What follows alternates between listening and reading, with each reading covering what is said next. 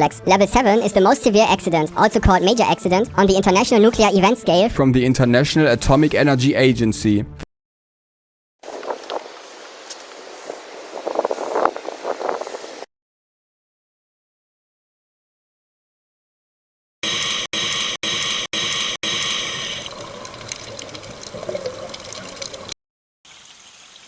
Have you ever had a dream, Neo, that you were so sure was real? What if you were unable to wake from that dream? How would you know the difference between the dream world and the real world? Open your eyes.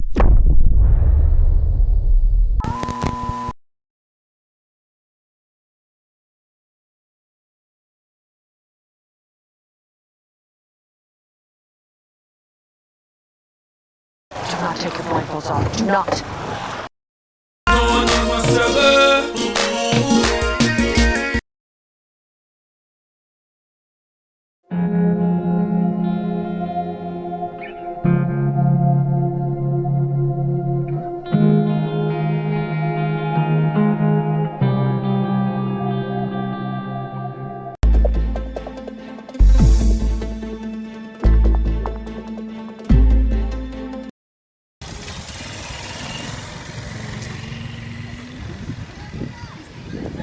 Yeah.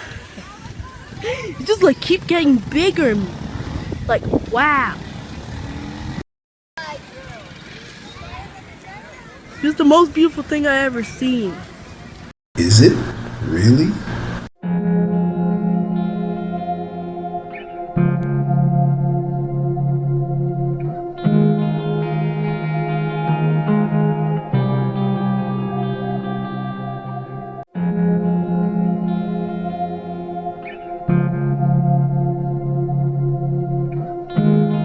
Oh, hello, boys and girls. Hi.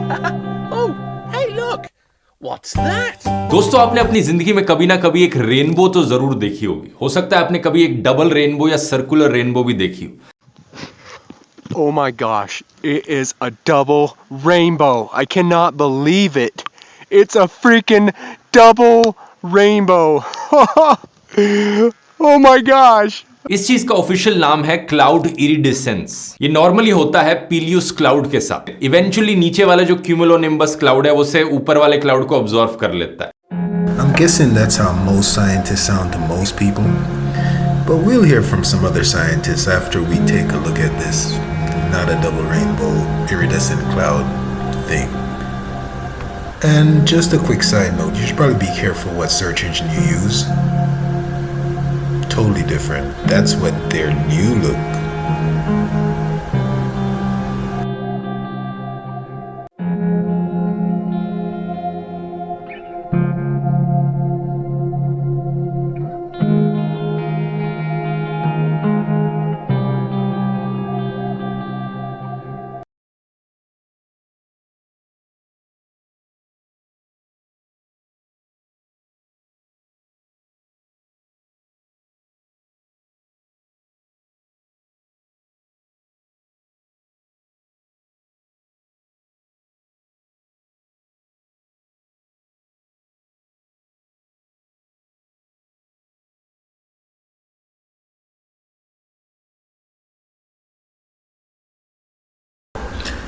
Is this one even real?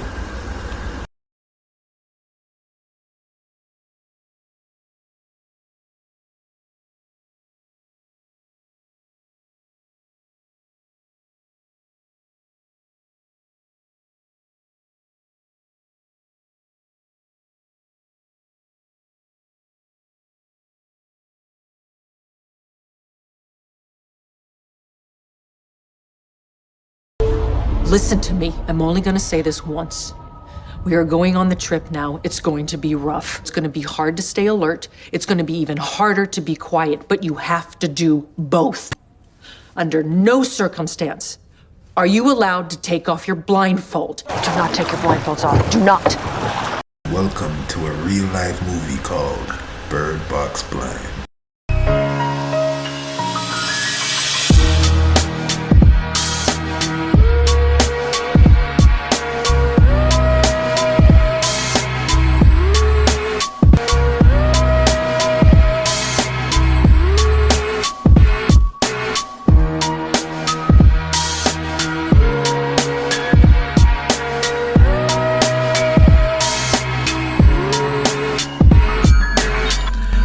filmed this stuff while driving Uber in South Florida for a few months just to make some extra money, but I found it very interesting. Actually, out of the hundreds of customers that I drove in those few months, I asked many of them if they noticed, for instance, the different clouds that I was noticing, or if they knew about Fukushima. And 1 out of 100, maybe 1 out of 100. Why do those look like eyes?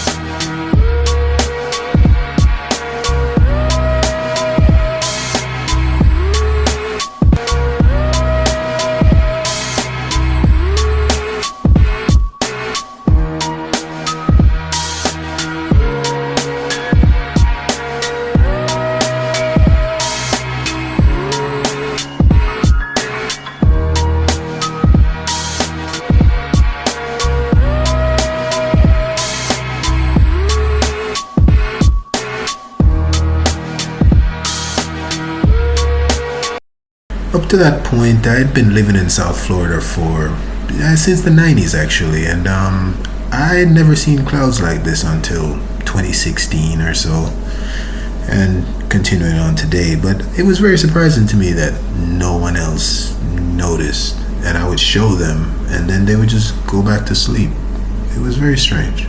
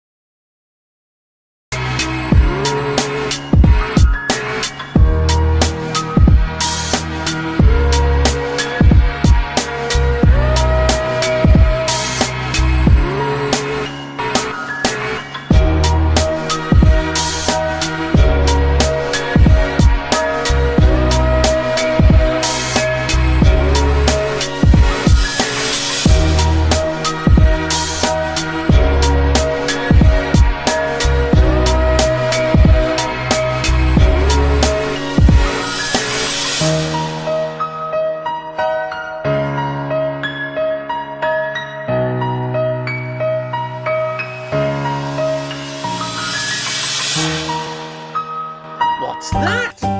What? I realize there's a lot of people out there that still don't believe in climate change. Some people might even say things like this. You're not going to be able to breathe as much as you want because you're not going to be able to go outside because you're going to be imprisoning yourself because you're going to have a carbon allowance. And you're going to be taxed if you go above your carbon emission. Now, people hear about climate change and they don't get it. They literally think that something's going on. Now, there is weather manipulation, which I've covered with HAARP and CERN and other things where we know that they manipulate the weather. They have the ability to manipulate the weather. But overall, the climate hoax is one of the biggest hoaxes and biggest scams ever. People who believe in climate change and global warming are possibly the dumbest people that have ever existed in the history of humanity. And I think it's hard to even make that argument, that they're not. Well, he's clearly no scientist, but in my scientific opinion, he's right about one thing. You're not going to be able to breathe as much as you want. Now, I do understand why some people doubt climate change. You know, they see the globalization and they see all the different conspiracies around it and how people are trying to use it to control the masses and carbon tax and all that, but just look outside. I mean, try to buy some fresh fish somewhere. People need fish, like try to buy some. And it's not painted or, you know, from a sewer. It's a very interesting and very dirty story. This is basically where wastewater treatment begins. We have about 300,000 tilapia and carp in here, right, to get rid of a lot of the particulate poop. Yes. Once they reach up to harvest size, we harvest them out and sell them. The fish that help purify the dirty water by not eating food and poo, will then be sold on the market for people to eat. Right, exactly.